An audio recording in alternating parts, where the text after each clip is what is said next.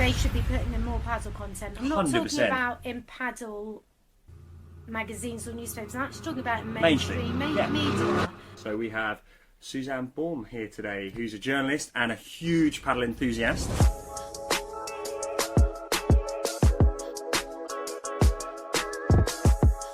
For 25 years I've done presenting, I've done TV work, I've done on-camera stuff. So, you know, a year ago I'd be laughing at myself thinking I've got this lovely paddle gig. You know, I'm 51, it's very rare, I think, to find a sport at my age, especially to love a sport like I do. I've got 3 sons, my big 2 are 25 and 24. For me to get on court and play with them is like amazing. Lovely friends, everybody I've met is lovely, so the social aspect is amazing.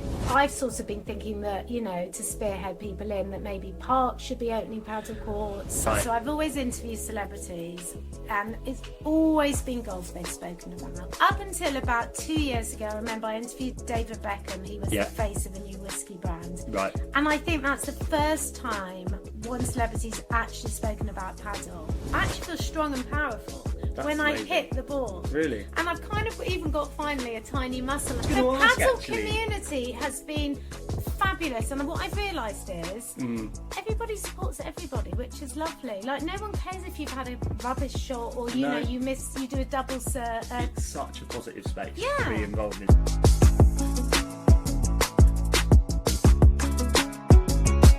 Welcome to the Padel Directory Podcast.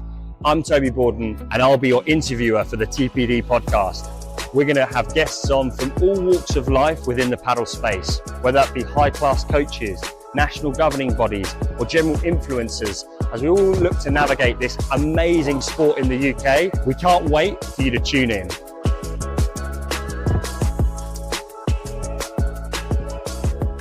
Okay, so viewers and listeners, welcome back to episode 3 of the TPD podcast. So we have Suzanne Baum here today, who's a journalist and a huge paddle enthusiast, and I'm super excited to chat to you about your journey. Thank you for having me. I'm excited to be here. Brilliant. So tell me, how did you get into paddle, when and why? So I have been obsessed with paddle for about, I'd say, 9 months. Yeah. A year ago was my first introduction. I've got lots of sports columns that I write, so I cover a lot of sport. Never covered paddle until now, and I was invited to be the first journalist to step foot and play at Padel. Amazing. Which is actually just around the corner from where we are. So I went. This was it was a year ago, and I used to be a bit of a tennis player at school, but nothing like on any level whatsoever. So I was introduced to paddle. I actually had to wear a hard hat. That's how new the courts were. Oh, really? So it was really early. Yeah, like before it even opened. And in my job as a fitness editor, I've tried like lots of different sports. Okay, amazing. Yeah, like being the first to have the Peloton tread in the UK, being like always sent fitness equipment to try, which is the beauty of the job, I suppose, and have not liked anything until I stepped foot on that paddle court and literally felt like, wow. Amazing. Yeah. So it was a real, like you say, a wow moment. Well, for it was you. a wow moment, but it wasn't until about 9 months ago, because I live in North London, so there weren't really any paddle courts near me. Of course. And I didn't want to sort of, you know, now I will travel an hour to play paddle. But in the beginning then it was... I didn't. Yeah. And so I started playing locally. There's a club near me in Brent Cross called Social Sports. Yeah, 10 outdoor courts, right, at the moment. Yeah, which was lovely to play. That was like sort of throughout the summer. They asked me to be an ambassador, so that sort of like elevated my role and my interest in the sport. And then it kind of just kicked off from there. And yeah, now I play locally in Whetstone at the Padel Hub. Perfect. It's 5 indoors, right? Or 6 indoors? Is it 5? I can't remember now. There's about 7. Yeah. And I'm now going to be alternating between the two, like going outdoors and indoors. Nice. Yeah. Okay, cool. So you have literally got the bug. I think there's something wrong with me. I actually think I'm like more than a word obsessed. I don't know. Like, even as I'm sat here talking to you, I'm thinking, You're excited, aren't you? You want to go and play. I want to go and play. I played this morning. I came straight from. I had a shower. Played this morning. Had a shower. Did some work. Then came straight here. So it's a paddle day. Amazing. Cool. So what do you find so, I guess, energizing and fun about the sport? What is it in particular? Is there a particular feel? There's a lot of things. I mean, I suppose I'm coming at it from like a midlifer. You know, I'm 51. It's very rare, I think, to find a sport at my age, especially to love a sport like I do. It's I'm also a health writer, so I know a lot about the benefits of exercise for your physical well-being, 100% mental well-being. You know, I go on court with a million, you know, if I'm worrying or if I've got an issue with work, or, you know, even HRT's a bit, not HRT, menopause is a big thing, a big topic for women my age. And we go on court and we literally just smash a ball and we come off like new women. Amazing. So I think mental, physically, friendship is lovely. I never thought I'd be, you know, I don't want to make new friends at my age. I've made lovely friends. I never thought I wanted to. I've made lovely friends. Everybody I've met is lovely. So the social aspect is amazing. Yeah. And what on the social aspect, is that, obviously we know it's on court, but are you finding obviously off court as well? Like, are you finding that that's developing and flourishing? Well, I'm on a lot of Padel WhatsApp groups. We all are, which is right? quite fun. Oh, you need to let me join your one, which is quite good fun, although it does take up extra time. You know, I'm always checking messages, and my friends laugh because it's almost like if anyone messages on the Padel group, I just reply yes, because obviously they're offering a game, and I'm like yes. Just default set up to reply yes. Yeah, Love that. and honestly, everyone I've met is so lovely. And the other thing is, I think also the accessibility. Like, my big, like, I've got 3 sons. My big 2 are 25 and 24. For me to get on court and play with them is like amazing. So playing with my kids is amazing. That's so you know, good. playing with women in their 70s has been amazing at my club. Like, you have women 70s, 80s, they're on court. Both my parents, they play 4 or 5 times a week. Yeah, And really? both well into their 70s and love it. And to be honest, I call my mum up and it's Yeah. all she wants to talk about. I'm like, I don't want to talk about paddle. It's my life, and literally all she's talking about is paddle. It's amazing. Yeah, and So- also actually, I played with Jack Binstead, who's in a wheelchair, and he was a coach at my club, and he's so doing great. we played a game there. I loved the fact that, you know, women, men, like all people, like very everyone inclusive, can play. It's right? very inclusive. It's very inclusive from a playing perspective. Yeah. It's interesting in London, you know, the court fees, that's a bit of a barrier. Well, this is the thing. I mean, look, I know how lucky I am to have a membership at the Padel Hub to play. You know, the courts are nice, the club's nice, but then I go play at Brent Cross outside, and it's, you know, for the community, like, it's more affordable. Not as affordable as other places, but I've sort of been thinking that, you know, to spearhead people in, that maybe parks should be opening paddle courts. I think it's going to happen, right? I think we're very much, everybody's talking about it and getting very excited and passionate about paddle, but we're still at only probably 750 courts. That's nothing in the UK, right? So we've got such growth to go, and I think you're right. There'll be paddle in parks, maybe one day paddle in schools. You know, I think paddle in schools is amazing, especially with the mental health aspect. You know, I know, having had 3 sons I brought up, they've always been on their mobiles, they've been on the Xbox, but they also have football. So, you know, I know that they do have that outlet, that they've been at school or work or uni. Well, at uni they can do what the hell they like. But, you know, my youngest, if he comes home from school, goes on the Xbox, and then he goes to football training. Yeah. Whereas if you haven't got football and you have something like paddle in the park or in a local community centre, I think, you know, for your headspace, it's amazing. It really is, actually, and you touched on it before, but I think when you get on the court, because you have to be concentrating the whole time, because it's not like tennis and maybe other sports where you're sort of sat there and not involved, but you have to be, right? The ball can come to you at any moment, but it's a small court. So I think it's quite interesting that you've mentioned that a couple of times about how kind of the mental side of the game. And even for me, you know, I'm an overthinker, I'm a worrier. I'm even thinking, you know, what am I going to give my kids for dinner? Whereas, and I worry about, you know, I'm on breaking news desk a lot, so I'm always like, I feel I'm constantly on. So, you know, I have like rolling news. Whereas when I'm on the court, I turn my mobile off, put it away, and most of the time now I'm playing 90-minute games. Because, and you find that you can switch off. Like, that's an hour amazing. is not enough paddle, so we now book 90 minutes. We have to, right? Yeah. 90 minutes is what you need. You get 3 sets in. And then we look at that and we're like, yeah, we still got half an hour. And I put my phone away, and it actually is me time. Yeah. You know, nothing's that urgent that I'm needed, or, you know, someone else is doing breaking news. So it is literally me time. It's amazing. And I feel like a new woman afterwards. So I feel like I can't open my phone at the moment without seeing pop-ups and notifications from yourself. You're so hooked. It's brilliant. No, it's good. So what I'm the not next? on TikTok. What?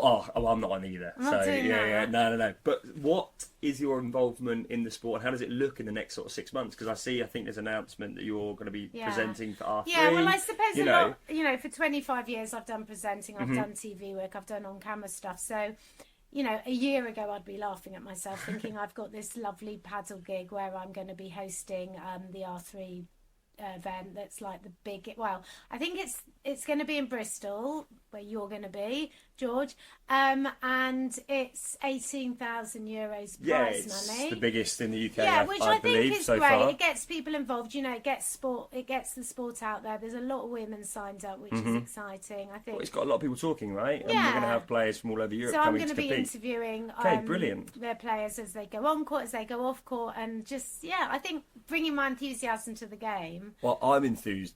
First time I've ever met you, and you're radiating passion for the sport, which So a are you, lot which of is people lovely. do. But it's great, right? And I think it's going to be super fun to see you presenting all the players and injecting. Well, that I did enthusiasm one. I did one for Padel London, which was an event about 2 months ago, and I loved it. Yeah. But now, then I didn't know what the bandage shot was. I couldn't do off the back of the glass, whatever it's called. Whereas now, because I've learned all that with my coach and also playing with my friends, I think being able to speak to the players about their moves and stuff is. There's a few tongue twisters out there, certainly in the vocabulary. What's your favourite shot?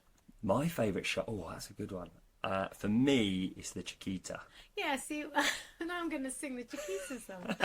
Off you go. One for everyone. Oh my God, what's the Chiquita again? Chiquita is when you play a soft shot to the player's feet. So from the back of the Hate court. that shot. Yeah, because ultimately then the net players have to play up. You can come in after it, but it's very tough. That shot gets me every single time. I don't think I've done it yet. So that's my next progress. I believe Tom is your coach. I'll be having a word Tom's with him. Amazing. Tom. Yeah. Let's work on that Chiquita. Yeah. So what Tom's done at the Padel Hub as well, especially with getting women together, is we have these women's sessions. So none of us feel intimidated. That's great.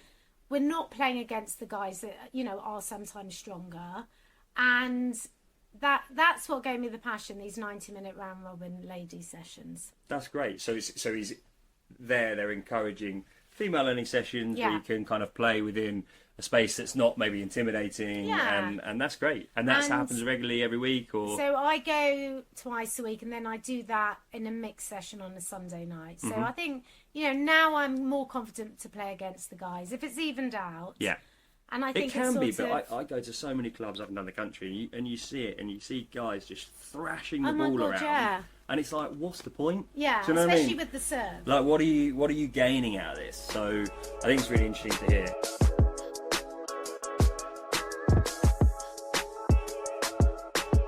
Great. So you're obviously working and playing in the female only sessions, and what's next as well? So you've mentioned R3.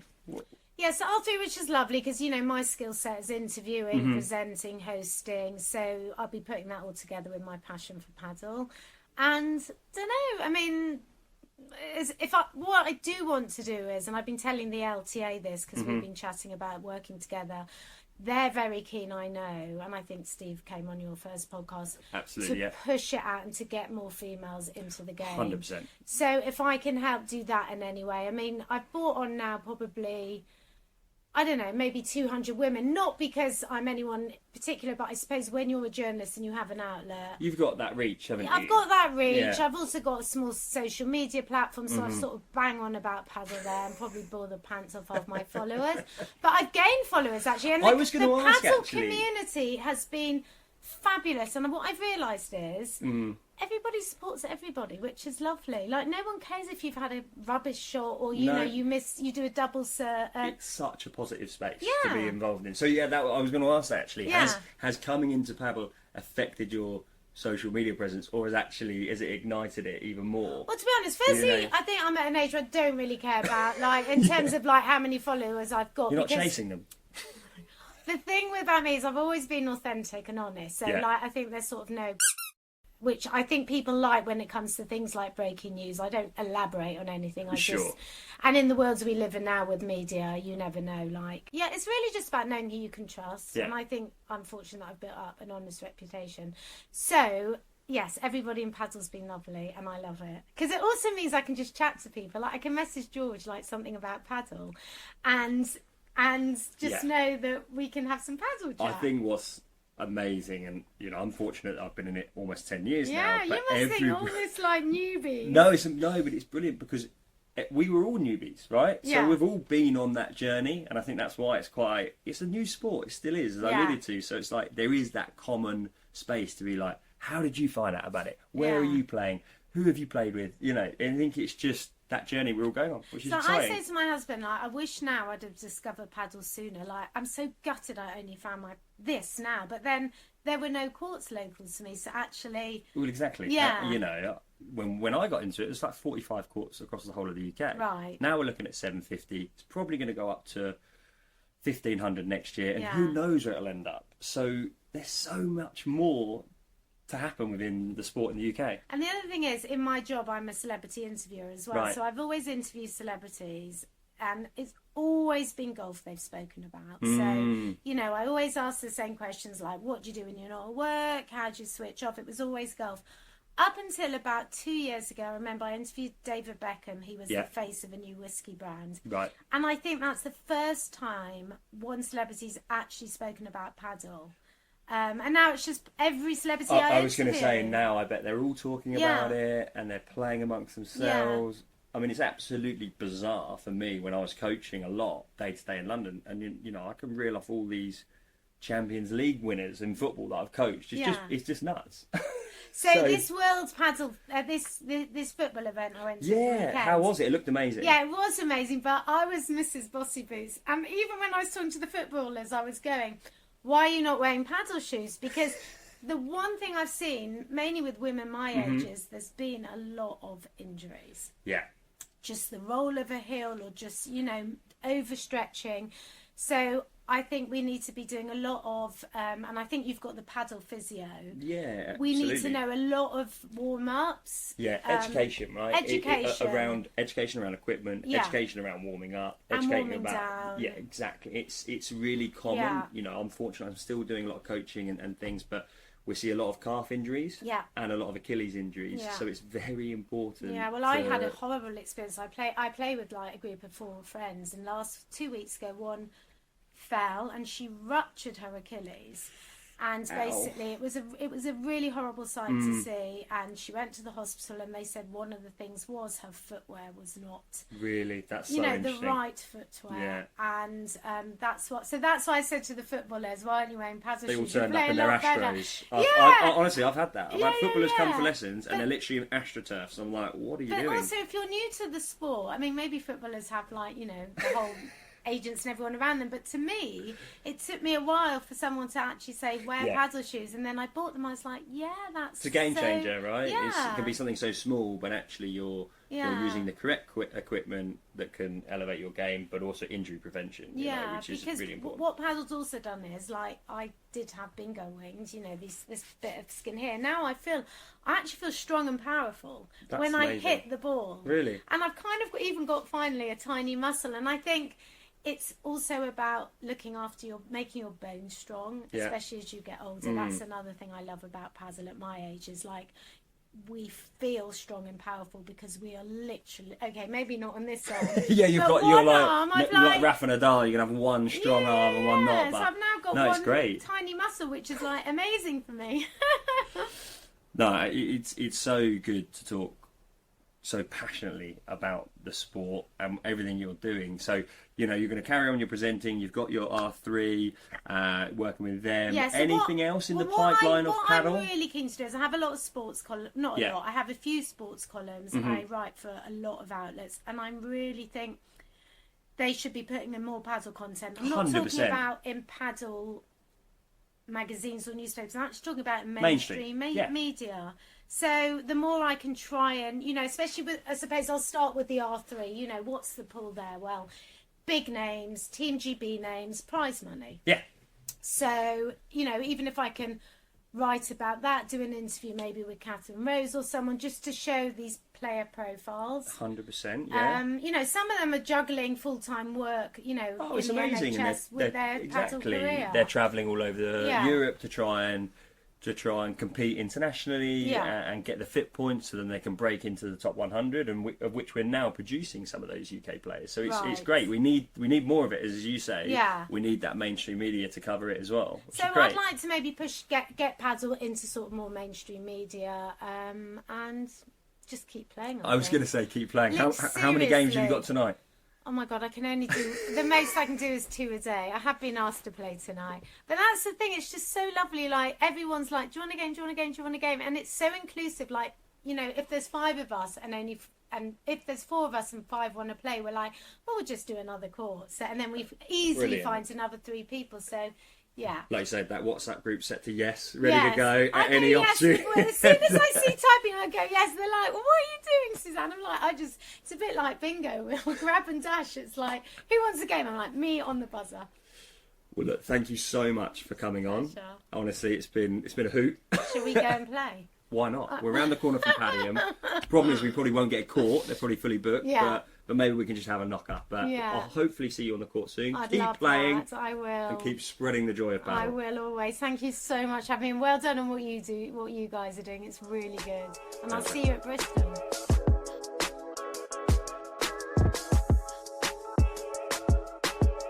Thank you for joining us on the TPD Podcast. We hope you enjoyed. If you don't already know, the Padel Directory is the home of all things Padel in the UK. Whether you're an industry leader or a first-time player, there's something for you on the platform. Please join us for the next episode and check out padeldirectory.co.uk today.